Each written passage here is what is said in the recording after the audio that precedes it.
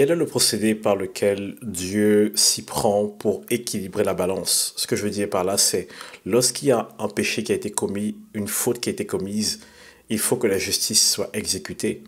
Mais comment est-ce que Dieu s'y prend afin de ramener cette justice à sa juste place, de sorte à pouvoir parfois épargner celui qui a offensé et pouvoir combler celui qui a été offensé?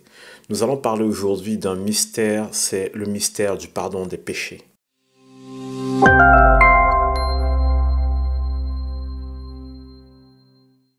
Cet épisode fait suite à l'épisode sur le mystère sur l'amour inconditionnel de Dieu, où je parlais du fait que Dieu devait nécessairement combler les péchés de l'humanité. Dieu est quelqu'un de foncièrement juste. Ça veut dire que lorsqu'une personne faute, il était nécessaire qu'il y ait réparation. Mais Dieu a toujours trouvé, pendant toute l'histoire de l'humanité, des moyens pour permettre d'alléger la souffrance de l'humanité. Même si parfois en lisant la Bible, surtout l'Ancien Testament, on peut avoir l'impression que Dieu était très dur, en réalité, Dieu a toujours été dans la posture du Père, qui cherche à la fois à assouvir la place du juge, parce qu'il est juge, mais en même temps de pouvoir alléger notre souffrance. Et c'est là où on peut voir tout l'étalage de la miséricorde de Dieu. Dans cet épisode, je vais révéler certains aspects des rites sacrificiels pour que nous comprenions la grâce de Dieu et pourquoi est-ce que Dieu a toujours voulu nous accompagner. Mais avant de passer à ça, je vous remercie de continuer à m'écrire, de continuer à poser des questions, parce que mon désir, c'est de vraiment voir le corps de Christ grandir, se développer, et je suis vraiment content de voir que certaines personnes sont touchées, et gloire à Dieu pour ça.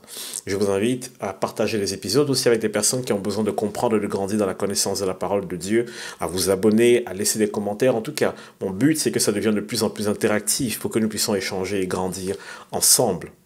Donc venons aujourd'hui au mystère qui nous intéresse dans cette suite du carême, c'est le mystère sur le pardon des péchés.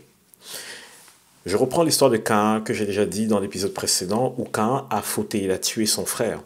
Mais Dieu s'est arrangé à ce que Caïn ne puisse pas porter la même faute sur lui, ne puisse pas porter la même conséquence sur lui.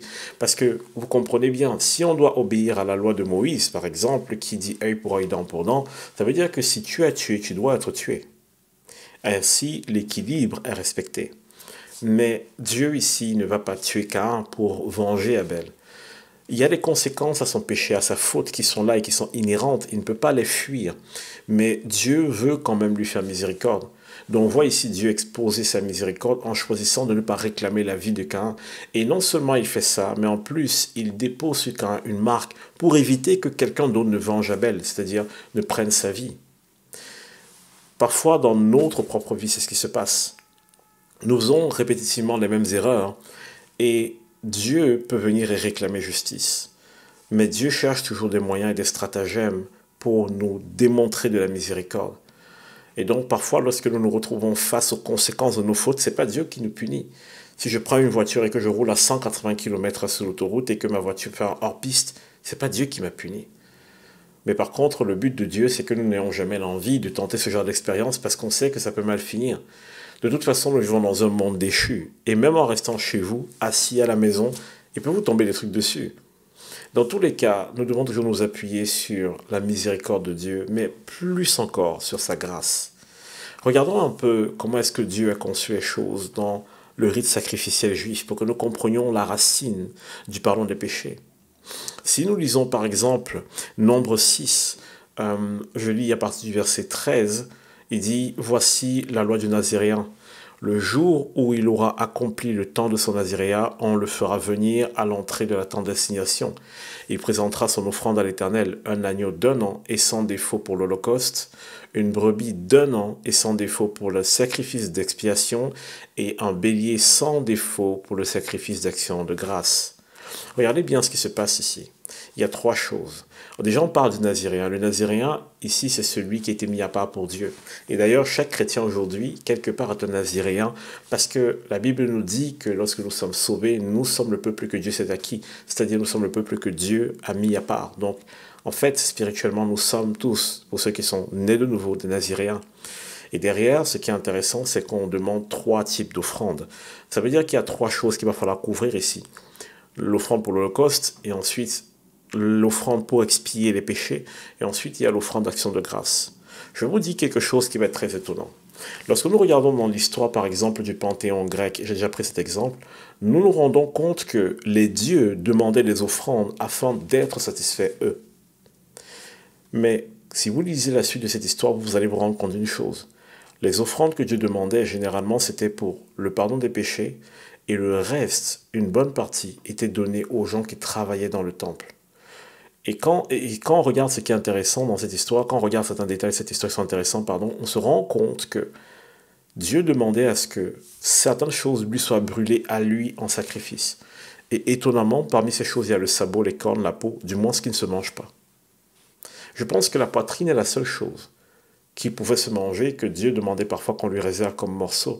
Et il y a une symbolique derrière la notion de la poitrine, c'est la notion de l'amour. Mais on ne va pas parler de ça aujourd'hui, mais ce que j'aimerais juste vous dire, c'est que si vous regardez attentivement, vous voyez que même dans le fait que Dieu réclamait des offrandes, l'objectif de Dieu était d'une part de pouvoir pardonner les péchés d'une personne et d'autre part de pouvoir prendre soin des gens qui exerçaient dans le temple.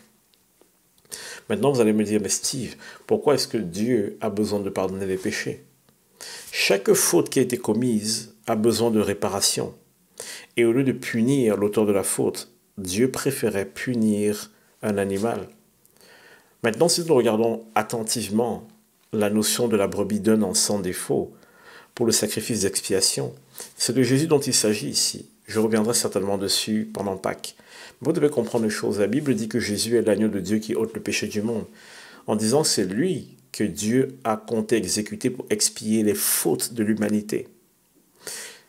Mais en fait, celui qui venait ici, qui amenait l'agneau, qui était sacrifié sur l'autel, c'était l'agneau, ce n'était pas le pécheur. Parfois, vous et moi, lorsque nous venons devant Dieu, nous oublions que Dieu nous a donné cet agneau sacrificiel aussi qui est le Christ.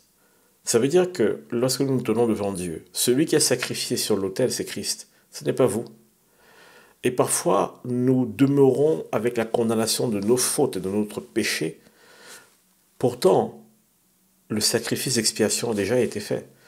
À chaque fois que je retourne vers Dieu et que je me repens, ce n'est pas que Dieu fait un nouveau sacrifice pour moi. C'est que Dieu me dit, le sacrifice qui a déjà été fait il y a 2000 ans à la croix te couvre et te purifie de tout péché. Si vous lisez Hébreux 10 nous dit que le sang des boucs et des agneaux ne pouvait pas ôter le péché. C'était juste là pour couvrir la personne. Juste pour dire, du sang a été versé, dont la compensation a été faite. Mais derrière, il n'y a que le sang de Jésus qui avait le pouvoir de nous purifier complètement du péché et même de la nature de pécheur. Donc on se rend compte ici que Dieu a mis en place tout un tas de rites dans le but de trouver un moyen d'expier les fautes des hommes. Et donc on voit que dans chaque chose que Dieu fait, l'objectif c'est quoi? C'est de trouver un moyen pour pouvoir prendre soin de l'humanité, pour justifier l'humanité, pour pardonner à l'humanité. Vous comprenez pourquoi est-ce que c'est très difficile de juste se positionner et de dire que Dieu n'est pas ceci, Dieu n'est pas cela, Dieu est dur, Dieu est méchant, pourquoi le malheur m'arrive, ainsi de suite. Dieu a toujours été dans l'optique de trouver des moyens pour nous justifier et pour nous pardonner.